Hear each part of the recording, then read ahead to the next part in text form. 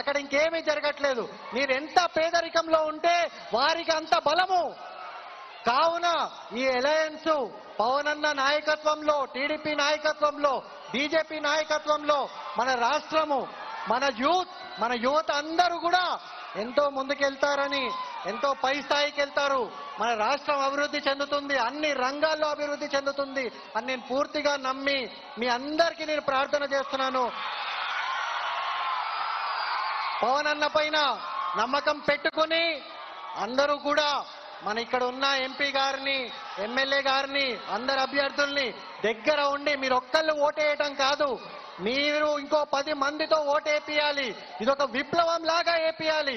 ఈ ఎలక్షన్ ఆంధ్రప్రదేశ్ మార్పు చెందడానికి ఒక విప్లవము. ప్రతి ఇక్కడ వచ్చిన పెద్దవాళ్ళు, యువత, మహిళలు మీ అందరికీ నేను చెప్పేది ఒకటే, మేము జీవితంలో అన్ని వదులుకొని మీకోసం ఈ పట్టడి ఎండలో మీకోసం ఎందుకున్నాము? మన రాష్ట్రం బాగుపడాలి. మనందరం యువత మన రాష్ట్రాన్ని ముందుకు తీసుకెళ్లే నాయకుడు మన పవన్ అన్న.